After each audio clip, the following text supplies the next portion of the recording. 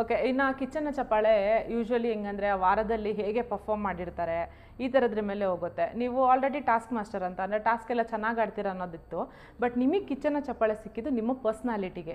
ಅಂದರೆ ನೀವು ಟಾಸ್ಕ್ ಅಷ್ಟು ಚೆನ್ನಾಗಿ ಆಡಿ ನಿಮಗೆ ಟಾಸ್ಕ್ನ ಕನ್ಸಿಡರ್ ಇಟ್ಕೊಂಡಿಲ್ಲ ಅವರು. ಆದರೆ ನೀವೊಂದು ಲೆಟರ್ನ ಬಿಟ್ಕೊಡ್ತೀರ, ಅದನ್ನೆಲ್ಲೂ ಹೇಳ್ಕೊಂಡಿಲ್ಲ ಅನ್ನೋದು ಆ ಒಂದು ಕ್ಷಣ ಹೇಗಿತ್ತು? ಅಂದರೆ ಅವರು ನಿಮ್ಮ ಪರ್ಸ್ನಾಲಿಟಿಗೆ ಕಿಚನ್ನ ಚಪ್ಪಾಳೆ ಕೊಟ್ಟಿದ್ದು.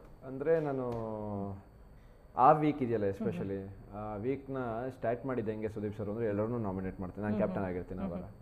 ಎಲ್ಲರೂ ನಾಮಿನೇಟ್ ಮಾಡ್ತಾ ಇದ್ದೀನಿ. ಧನುಷ್ ಬ್ಯಾಡ್ ಲಕ್, ನೀನು ಕ್ಯಾಪ್ಟನ್ ಆಗಿರೋ ನೀನು ನಾಮಿನೇಟ್ ಆಗಿರ್ತೀಯ ಅಂತಂದು ಏನೋ ಟಾಸ್ಕು ಅದು ಇದು ಅಂತ ಮಾತಾಡ್ತಾರಲ್ಲ, ಆ ವೀಕಲ್ಲಿ ನಿಮ್ಗೆ ಟಾಸ್ಕೇ ಇಲ್ಲ, ನಿಮ್ಮ ವ್ಯಕ್ತಿತ್ವನ ತೋರಿಸ್ಬಿಟ್ಟು ಅದು ಹೆಂಗೆ ಆಡ್ತೀರಾ ಆಡ್ರಿ, ಆಮೇಲೆ ನೋಡೋಣ ಅಂತಂತಾರೆ. ಆ ವಾರ ನನಗೆ ಆ ಕಿಚನ ಚಪ್ಪಾಳೆ ಸಿಕ್ಕಿದ್ದು ಸಖತ್ ಖುಷಿ ಆಯಿತು. ಯಾಕಂದರೆ ಈ ಗೇಮೇ ವ್ಯಕ್ತಿತ್ವದ ಗೇಮ್ ಅಂತ ಅಂತೀವಿ ನಾವು, ಆಟ ಬಿಗ್ ಬಾಸ್ ಶೋ ಅಂಥ ಶೋ.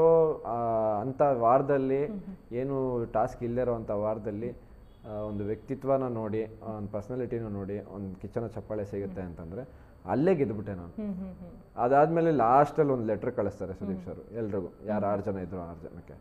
ಅದರಲ್ಲೂ ಸುದೀಪ್ ಸರ್ ಬರೆದಿರ್ತಾರೆ, ನಿನ್ನ ಕ್ಯಾರೆಕ್ಟರ್ ಮತ್ತು ಪರ್ಸ್ನಾಲಿಟಿ ಎಂದೆಂದಿಗೂ ಹೀಗೆ ಇರಲಿ ಅಂತ. ನಾನು ಅಲ್ಲೇ ಗೆದ್ದಿದ್ದೀನಿ. ಇನ್ನು ಕಪ್ಪು ನನ್ನ ಕೈಗೆ ಬರಬೇಕು ಅಂತೇನಿಲ್ಲ, ಅಲ್ಲೇ ಗೆದ್ದಿದ್ದೀನಿ ಆಲ್ರೆಡಿ ನಾನು. ಅದು ಬಿಟ್ಟು ಆ ಶೋ ಯಾಕೆ ಗೆದ್ದಿಲ್ಲ ಅಂತಂದರೆ ಅದಾದಮೇಲೆ ಇನ್ನೊಂದು 2 ಲೈನ್ ಬರೆದಿದ್ದು, ಮಾತಾಡೋ ಜಾಗದಲ್ಲಿ ಮಾತಾಡಬೇಕು, ಆಡೋ ಜಾಗದಲ್ಲಿ ಆಡಬೇಕು ಅಂತ. ಅದಕ್ಕೆ ಗೆದ್ದಿಲ್ವೇನೋ ಅಷ್ಟೇ.